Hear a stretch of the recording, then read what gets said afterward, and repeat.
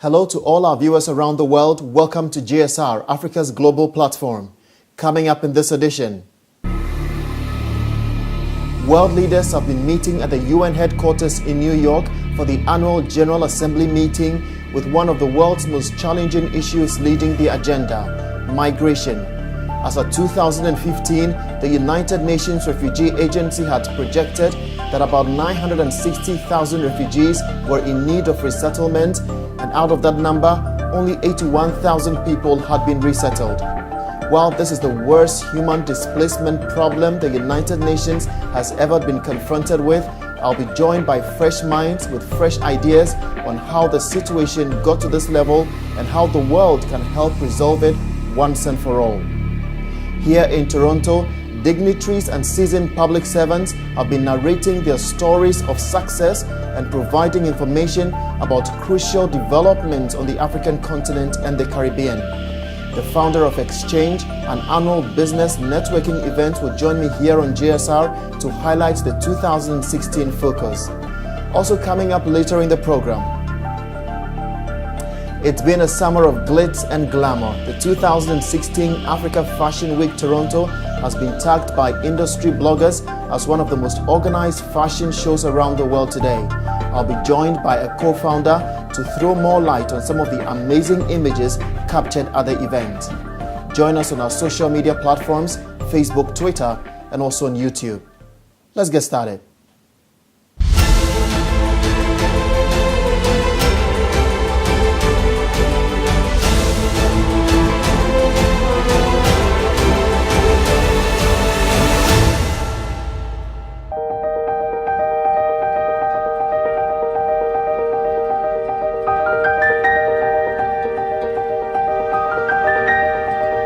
The world is on the move to bigger and better things. Sometimes in search of safety or to open a new chapter of our lives. We cross borders, traveling over land, mountains and the sea. We leave behind family, our friends, our homes. We create a brighter future for ourselves and for our children. We, the people, have always moved.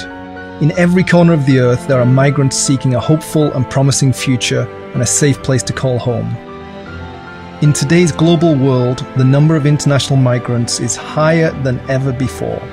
Unfortunately, violent conflicts, natural disasters, and humanitarian crises have compelled a large number of people to flee their homes, often risking their lives in search of freedom and safety. Migrants and refugees deserve safety and dignity, both during their journey and in their new home. The world is on the move to bigger and better things. Highlighting the critical issue facing the world today, migration and refugees. Let's bring in my guest for today's edition. Josh Gold is studying at the Monk School of Global Affairs at the University of Toronto, specializing in peace and conflict. Josh has closely studied issues relating to Estonia and Europe, Israel, as well as the Middle East. This summer, for example, he studied abroad in both the Hebrew University in Jerusalem and in Oxford University in the United Kingdom. Also joining us today is Tyler Tong McDermott, majoring in peace conflict, justice studies and political science at the St. George campuses of the University of Toronto. His interests are indigenous rights, UN peacekeeping, and post-Cold War. Gentlemen, welcome to GSR. Thanks for having us. Great to be here. Thank you. Let's start the conversation by trying to understand why the UN General Assembly this year placed the issue of migration and refugees at top priority. Do you see this as a major challenge facing the world today, Josh? Well, as you know, the United Nations in New York has just had their first ever summit focused solely on the refugee issue, which I think speaks for itself in that it stresses the absolute urgency of these issues facing the world, whether it be the European migrant crisis, the situations across Africa, the Middle East, Asia. As we saw in the graphic earlier, there's about 1 in 25 people in the world are either refugees or migrants, and this is becoming a very serious issue. It's at unprecedented levels. And so I think the world really needs to convene at summits and conferences such as this in the UN to focus on these issues of untold importance. And Tyler, until the focus of the General Assembly on migration and refugees, would you say, for example, that the international response had been inadequate? In part, I'd say yes, with a few exceptions. So Germany, for example, they really stepped up to the plate, taking in over 1 million refugees last year. But in general, I'd say the international community has failed with their responsibilities. Countries like Canada has done particularly well, but the States and other European nations have not really stepped up to the moral plate, taking in as many refugees as they could. And Josh, the numbers clearly show that things have really gone bad, right? In fact, according to the UN's Refugee Agency, the number of displaced people is at its highest ever, surpassing even post-World War II numbers, when the world was actually struggling to come to terms with the most devastating event in history. Now, the total at the end of 2015 reached about 65.3 million refugees. Researching on this particular issue of migration and refugees, is there any fast way out of this? Well, so that's a really difficult question. If I had the answer, I'd be in a different place right now. But so I think part of it is a need to rethink the entire process and idea and the norms around asylum seeking, refugee acceptance, migration, because especially one issue that's been highlighted by Professor Hansen at the University of Toronto is that the current asylum scheme across the world is that if a refugee gets to some country and sets foot there, they have to be taken in, which almost incentivizes a lot of refugees and migrants and people struggling from across the world to take these often perilous journeys that involve trafficking and horrible processes and high financial and human costs. And so little aspects like that are really important to consider, and I do think there is need for a restructuring of the way we approach this and tackle this, because this is a problem that is only getting worse and seems to be here to stay, and that has to be dealt with some way. And Tyler, if you happen to do the math, you put these numbers together, it is basically more than the population of an entire nation like the United Kingdom. Now, are there long-term situations that have actually caused these large refugee outflows? I know, for example, that the conflict in Afghanistan and most recently Syria and South Sudan are occurring, for example, with greater frequency. Well, it's also a very complicated question, too. Basically, I think a lot of the problem is with us, right? So you can say that our intervention in Syria, Afghanistan in the early 2000s caused a lot of the problems we're facing today. You can say that funding the governments... And when you talk about interventions, you mean military interventions or what? Yeah, military intervention, such as when America and other armed forces entered Afghanistan and Iraq in the early 2000s, and funding the regime in Syria. A lot of the blame can be put on us for what's happening right now. And the figures are staggering, right? Because look, a total of 54% of all, refugees come from just 3 countries. Syria, for example, has the highest number of externally displaced people, with 4.9 million fleeing outside the country's borders. Afghanistan has about 2.7 million, and Somalia 1.1 million. Now, in 2015, I had the same conversation on this same platform. Take a listen to one of my guests, Leo Johnson, who is actually a former refugee and now the CEO of Empowerment Squad on this refugee crisis. Take a listen to this. It is very unfortunate that many people think that these decisions are taken by people lightly who move across these dangerous journeys to make it to a safe place. There's only one thing: absolute fear of your life and absolute hopelessness. Because this is it, you have no choice. You're already guaranteed that you're going to die if you stay where you are. So you're better off taking the chances and making the journey and hoping that you survive it, even though you know most of the time most people will not survive. Everything from diseases to dangerous places in forests, across rivers, across violent waters, sleeping in the bushes. Rain or shine, you are under it with young children. But people have no choice because they know they would die where they are. So they might as well take the chance and see if they might be lucky enough to survive. And it's unfortunate that people look at it from afar and think, why would people do that? Because they have nothing left, absolutely nothing. And that's Leo Johnson, Executive Director of Empowerment Squared. He was actually himself a former refugee, obviously talking from experience. He was speaking on this same show last year after Germany opened its doors to thousands and thousands of Syrian refugees. Josh, what's your take on his submission? So first of all, I think it's important to note, Mr. Johnson talks about refugees, but this broader conversation that we've been having, and the one that's often confused in the media, I think, is the migrant crisis as a whole. So these huge numbers, there are huge and unprecedented numbers of refugees, but there are also a very large number of migrants.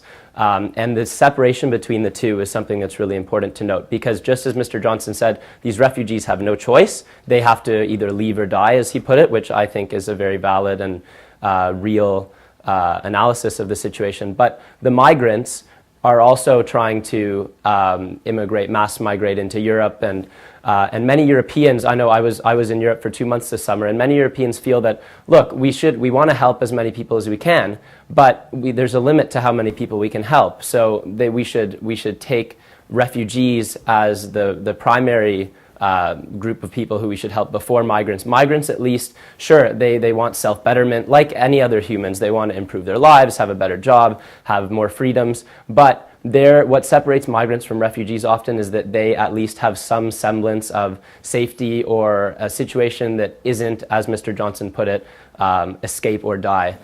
So I think that is an important conversation to have. Otherwise, I really do agree with Mr. Johnson. I think it obviously is, most humans feel really bad when they hear these things about refugees, and it's just a question of how can we realistically take them in, how can we work on issues of burden sharing for different countries to help out, how can we get enough finances to the table, how can we resettle these people properly. But these refugees definitely do need to be helped.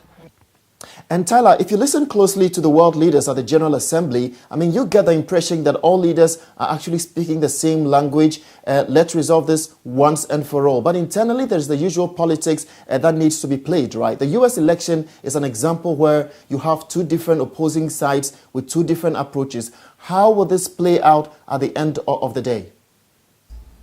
That's a very interesting question. So I think first off, we can look at what's happening in Germany currently. So in their past election, Chancellor Merkel's party actually lost several seats to an anti-immigrant party. So this shows that all around the world, xenophobia is becoming a major thing. And I think that's particularly evident in the States right now. So as the migrant crisis, hopefully it doesn't, but I think it will start to get worse. As it starts to get worse and more attacks become frequent, I think people will tend to retreat to their darkest parts, right? So they'll be afraid, they'll be scared for what's happening, and when that happens, xenophobia will take over. And hopefully it doesn't get to that point, but if we let fear take over us, then I think it's a very strong possibility that Mr. Trump could take the presidency, which I think would be a very bad precedent for the rest of the world, because they tend to follow America's example on international issues. You're watching GSR, Africa's global platform, today focusing on migration and refugees, the 2016 UN General Assembly's major agenda. When we return, we'll continue our conversation delving into major statements made by US President Barack Obama and Canadian Prime Minister Justin Trudeau on how the world should respond to this ongoing refugee crisis. We'll be back right after this break.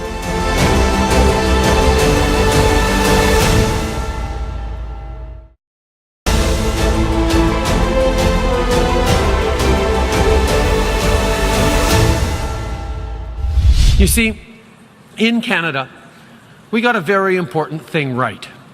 Not perfect, but right. In Canada, we see diversity as a source of strength, not weakness. Our country is strong not in spite of our differences, but because of them. And make no mistake, we've had many failures. From the internment of Ukrainian, Japanese, and Italian Canadians during the World Wars, to our turning away of boats of Jewish and Punjabi refugees, to the shamefully continuing marginalization of Indigenous peoples. What matters is that we learn from our mistakes and recommit ourselves to doing better. To that end, in recent months, Canadians have opened their hearts and their arms to families fleeing the ongoing conflict in Syria. And from the moment they arrived, those 31,000 refugees were welcomed not as burdens, but as neighbors and friends, as new Canadians.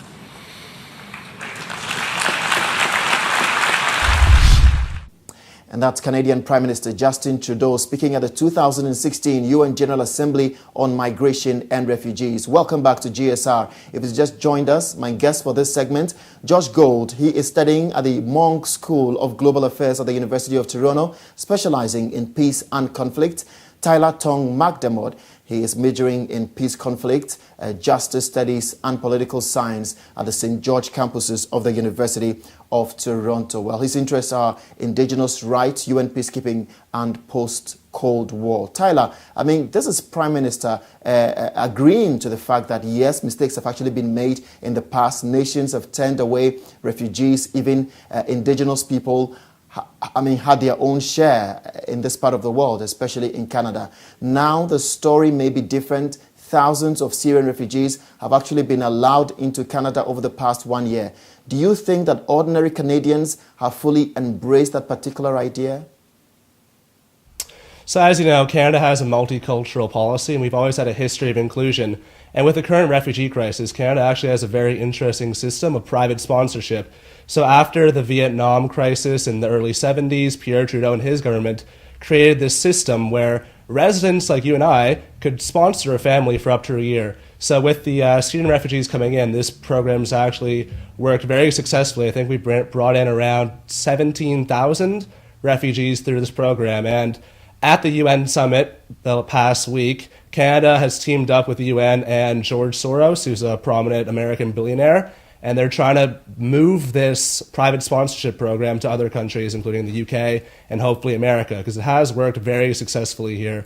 And I think the fact that we're so open to inclusion and multiculturalism shows why it works so successfully, because we are willing to help and support people that we feel morally obliged to help and that we should help. And Josh, is that really the case? Do you get the impression that majority of Canadians are in favor of bringing in displaced people and refugees? I think generally that is the case. As Justin Trudeau said, we are strong because of our diversity, not in spite of it. However, it bears in mind to remember that Canada is very different from most countries in the world. We're, I believe, along with Australia, perhaps not, the only country in the world whose population supports taking in more people and immigration. And obviously, there's still some contention about this in Canada. But what's important to remember is Canada is separated from these conflict zones by vast oceans. Refugees can't come on boats from Libya to arrive in Toronto. Or they can't walk through Turkey to reach the European Union. So what Europe is dealing with and what much of the world is dealing with refugees, especially those neighboring countries who have taken so much of the burden like Turkey, Lebanon, Jordan, is entirely different from what Canada does. Canada, which has done a great job, I think, of taking in refugees and is most successful at integrating them, we're able to actually go into these refugee camps and select what kind of people we want, young children or engineers or doctors or LGBTQ people, which is partly to do with the risk they have in these refugee camps, but also partly to do with how well they will assimilate and be productive into our workforce. So it's very important to remember with Trudeau's platitudes and really these nice things that he's saying, which are true to some extent, it's very important to still compare and remember that not everywhere do they have this luxury. But it's also a valid point, right? Especially for those, people who actually think that security should be the first priority. They should be right in a way, aren't they? Well, so I think a lot of these security ideas are overblown. I think what groups such as the so-called Islamic State and other groups want with these attacks is countries, Western countries, so to speak, to not accept refugees and to be more hostile to these people in need. I think it's been shown that the vast majority of refugees are completely normal, nice, good-to-do people. And the trouble comes when you have them fostering in these refugee camps with no education, little chances of work, few opportunities, no hopeful outlook for the future.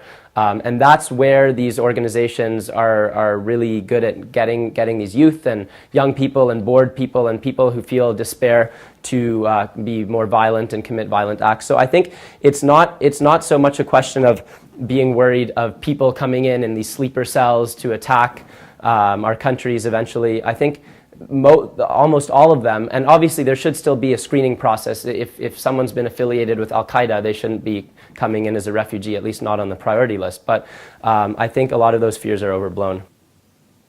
I think one of the striking moments of the General Assembly, was a statement delivered by U.S. President Barack Obama. Take a listen to this. Because in the eyes of innocent men and women and children who, through no fault of their own, have had to flee everything that they know, everything that they love, we have to have the empathy to see ourselves. We have to imagine what it would be like for our family, for our children, if the unspeakable happened to us. And we should all understand that ultimately our world will be more secure if we are prepared to help those in need and the nations who are carrying the largest burden with respect to accommodating these refugees. There are a lot of nations right now that are doing the right thing. But many nations, particularly those blessed with wealth and the benefits of geography, they can do more to offer a hand. So, Josh, that's the plea by U.S. President Barack Obama to his colleagues at the UN General Assembly. Really, the burden of this refugee crisis is obviously not being shared equally because, look, almost 90% of the world's refugees are sort of hosted in developing countries. Japan, for example, in 2015, I understand, admitted only 19 refugees. Brazil, I'm talking about Brazil, which, had enough resources to sort of host the Rio Olympics, only admitted six refugees. What explains the reluctancy of these nations bringing in refugees and displaced people? Josh. The developing world has taken a way larger share than proportionally it should based on its GDPs or its capacity to do so. As we know, countries like Turkey, Jordan, Lebanon are full of refugees. In Lebanon, 1 of every 4 people is now a Syrian, which is a really, really glaring figure, I think. And it's no wonder that countries like Turkey, I believe, has taken in 3 million refugees and setting up these camps. And they're complaining, and understandably, because could you imagine if you were living in a country in which 25% of your population was now refugees from somewhere? That takes a tremendous toll on countries that already are very unstable, with Jordan having a demographic crisis with 50% Palestinians, 50% Jordanians, and in Lebanon, they haven't had a president in 3 years, and in Turkey, there was just a coup d'etat. This can have possible geopolitical effects for all over the world, and I think the developing countries of the world really need to look at this as something that's in their interest, not just to pool money into keeping these people in perpetual refugee camps by giving aid. It's very simple to just sign off, as Japan and Russia sometimes claims to do, where they give aid but just to keep people in Turkey or keep people here, because that I think can really end up working against a lot of countries' interests and could have a lot of harmful consequences in the future. And briefly, Tyler, let's end this segment. Will Prime Minister Justin Trudeau and President Barack Obama's call on the General Assembly for the world leaders, their colleague world leaders, to step up on this issue of migration and refugees be taken serious at all? Definitely no. Like you said, they're only statements, right? So they're non-binding. They don't actually have to act upon these things. Although this is a good start, they're showing that there's concern and they're definitely addressing the issue. Nothing's really going to be done until they analyze the causes, where to go from there, and then actually write down in some sort of binding document what they're going to do and how they're going to proceed on this issue. All right. Many thanks, gentlemen, for joining today's discussion. Very interesting discussion indeed. Josh Gold is studying at the Monk School of Global Affairs at the University of Toronto, specializing in peace and conflict. Well, this summer, he studied abroad in both the Hebrew University in Jerusalem and the Oxford University in the United Kingdom. Tyler Tong McDermott is majoring in peace conflict, justice studies, and political science at the St. George campuses of the University of Toronto. His interests are indigenous rights, UN peacekeeping, and post-Cold War. Gentlemen, I'm grateful for your time. Thanks for having us. Thanks so much for having us. When we return, dignitaries and seasoned public servants have been narrating their stories of success and providing information about crucial development on the African continent and the Caribbean. The founder of Exchange, an annual business networking event, will join me here on GSR to highlight the 2016 focus. We'll be right back. Don't go away.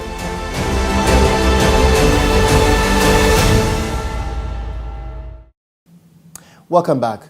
It's an annual gathering of dignitaries and seasoned public servants narrating their stories of success and providing information about crucial developments on the African continent and the Caribbean. Founded by Karma Solutions, Inc., the Exchange is an annual business networking event. Joining me here on JSR is the founder, Cynthia Kwachua. Cynthia has an educational background in international development and project management. Thanks for your time, Cynthia. Thank you very much for having me here. Well, Cynthia, you see young Canadians turning to entrepreneurship as a viable solution and strategy, to avoid unemployment in light of a growing yet difficult job market. Is that the main reason why the Exchange, for example, was formed? Yes, indeed. That is one of the main reasons why the Exchange was formed. In fact, if you look at Canada, the unemployment rate here is about 7%. In Ontario alone, it's almost double, like 13%. So there are a lot of young people who are facing precarious employment. Some of them can't find a job. Some of them have part-time jobs that is not enough to support them, and they are living at the edge of poverty. And even from my own experience, I remember when I finished school in 2013, it took me some time to actually find a job. So it was through this experience that eventually I also took the path of entrepreneurship. And I'm sure you had your own challenges, right? Starting a project like that. What was the motivating factor? Why did you think that bringing together young entrepreneurs under the same roof with accomplished business executive was going to make any difference in their way of thinking? So I wanted to facilitate this connection between dignitaries, business leaders, and young entrepreneurs, especially those from minority background, because I thought that was really missing here. The sort of challenges that we face as minorities is quite different from like other people with a different cultural background. And that is why the Exchange emerged, and it's an annual event, and this is our second year, and we've grown significantly. Like the first time we had around 50 people. This year we have over 200 people registered, which is really great. And the reason why it's called the Exchange is because people are supposed to come together and exchange ideas, exchange contacts. So it is so important. That's one of the key things that you need to be successful as a young entrepreneur, like having your social capital. Sometimes it's not just about your physical capital, having the cash, but who you know, who can help you, who can give you the right advice, who can give you the right mentorship and training. And we need that so much. So that is what the Exchange is here to do. Yeah, but there are some who would also tell you that it's never easy to start a business on your own, especially in this part of the world, right? Especially when where the job market is very competitive. What do you tell young entrepreneurs who come to you? Because really, if the capital is not there, how do you start? That is very true. It is true that capitalization is one of the major challenges that especially young entrepreneurs face, and also young entrepreneurs from minority groups in particular. It's one of the reasons why businesses fail. And what helped in our case was we thought about it very creatively, since how can we reduce costs since we do not have access to so much capital. So what we did is, when we initially started, our office was really virtual, and we tried to cut costs in terms of like developing the website and things like that. So you have to really be innovative and think creatively. So this year we sat down and we're like, okay, we are trying to target this niche, how do we attract them? So this year it's completely free. We added workshops because those are some of the feedbacks that we received from the previous year. And they said they wanted workshop, they wanted something hands-on, practical. They wanted to interact with the people more intimately. So we listened and incorporated all these feedback into this year's exchange. And the result is really marvelous. Cynthia Kwachua, founder of The Exchange, an annual business networking event, and also the director of Karma Solutions, Inc. Thank you so much for joining me today on JSR. I wish you the best, and thanks for your time. Thank you very much. When we return, it's been a summer of glitz and glamour. The 2016 Africa Fashion Week Toronto has been tagged by industry bloggers as one of the most organized fashion shows around the world. I'll be joined by co-founder Isaac Hansa to throw more light on some amazing images captured at the event. Don't go away, stay with us.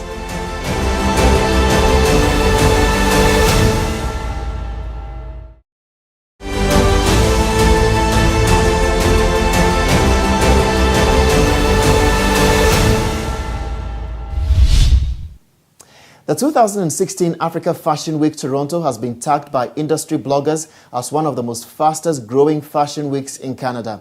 The program was established by the Fashion Ready Foundation in 2012 and has actually developed into an internationally recognized event, creating a community of designers, models, and industry professionals who sort of shape this unique experience. Isaac Hansa is a co-founder of the Africa Fashion Week Toronto, and he joins me now today on GSR. Isaac, thanks for your time. It's a pleasure to be here again.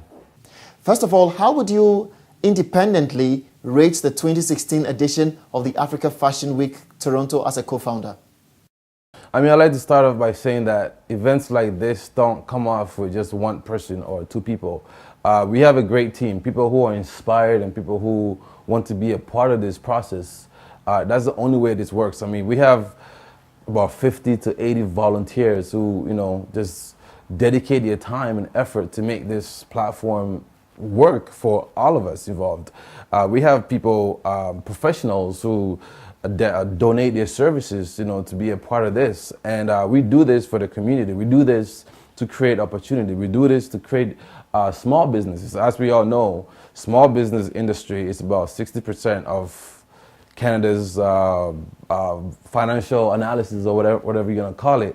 So small business is very important. So we want to make sure that we are creating opportunities. I mean, we can sit back as a community and just wait for someone to call us and say, hey, can you be a part of this? Or can I employ you at my place? It's not going to happen. So somebody had to step up to create a platform like this, right? To give young people, even older people that just have interest in general, to have a platform where they can actually go out there, create something, and get the support system they need.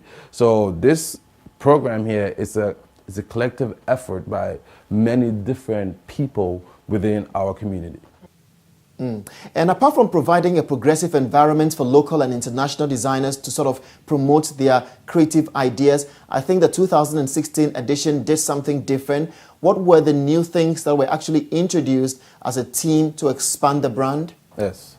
I mean, fashion is a very fast-paced industry, so it's very important to always make changes to engage your audience.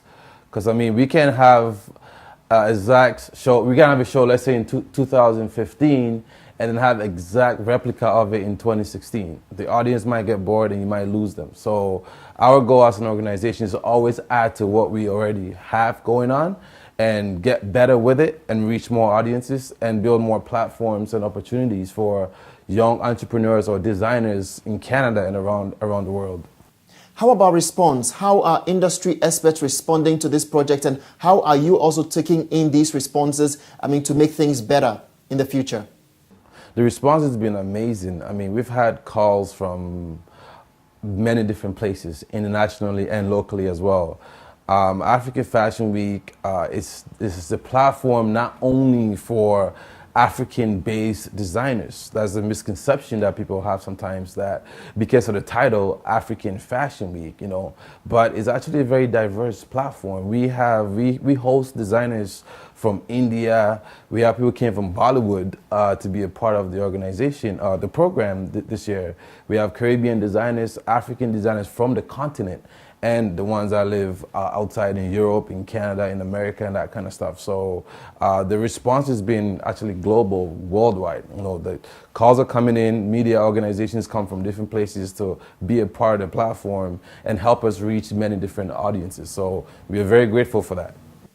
I think the growth has been amazing, although we know, for example, that more can be done to make things better because, look, just 10, 20 years ago, it was just not impossible to see an African design on Bay Street, for example, or any major international runway. Today, the story is changing. What really is the inspiration? What is driving this particular force? I mean, you made a point. You said that back a few years ago, people were kind of afraid to even, endorse their own continent or who they are. And now we've gotten to an age where I see that people are more embracing the Africanness in them, right? They're embracing their culture. Unlike before, back in the day, I mean, people were like, even if somebody asks you where you from and you say I'm from Ghana, you say it kind of softly like I'm from Ghana. You know, like you didn't want people to know because you were kind of scared and embarrassed with the association that comes with it, right? People were not knowledge. People didn't have the knowledge, or people were just arrogant about what Africa is in their minds. So because of that, their own citizens or their own sons and daughters we're not embracing the culture. So if we, the African people, are not embracing our own culture, we can expect others to jump on that. So the change came when our own people got the confidence and started kind of embracing who they are, accepting that, look, I'm from Nigeria, I'm from Senegal, I'm from South Africa, and I'm damn proud of it. I'm going to rock this outfit because, this is from my culture and I'm going to make the world see it. And also the change came when the designers now started thinking outside the box, right? You can't always design your creative products for just one segment of people, especially when we live outside. Let's say Toronto, for example. Toronto is one of the most multicultural cities in the world, if not the #1 in the world. So for a designer to reside in Toronto and only create for the African people who came from the continent will make no sense at all, right? So you got to think on a global level. When we started thinking on a global level with this fashion industry, it's what was propelled this growth, because now African inspired materials or clothing is being accepted by not only African people, it's accepted by everybody. Major designers, major retail stores are carrying products using some of the African fabrics and stuff like that. So for us as a people, it's up to us to say that, look, the world is accepting who we are and what we do. So now, how are we going to gain out of that? Are we just going to sit back and let everybody else gain out of our own world, or we're going to make we're going to create something to make a stamp in that industry to get some of the shares that's out there, right? So to me, that was one of the reasons why African Fashion Week started off. Quick one, Isaac, and finally before we go, 2017, you will be having your 5th anniversary. In one word, in one sentence, what should the world be expecting from the Africa Fashion Week Toronto team? I'll say growth. Growth is what it is. Growth in terms of production, growth in terms of the creativity, growth in terms of the caliber of people that's going to be involved in it, growth in terms of media, growth in terms of partnership, right? So growth in general. We have to show growth. Growth. Obviously, growth that would also generate into money, right? Isaac Ansah is co-founder of Africa Fashion Week Toronto. Thanks for joining me today on JSR. Thank you. We look forward to having you. And thank you to all our viewers around the world for being part of today's show. Join the conversation on our social media platforms, Facebook, Twitter, and also watch other episodes of JSR on YouTube. I'm Jefferson Saki, and this is Africa's Global Platform. See you next week.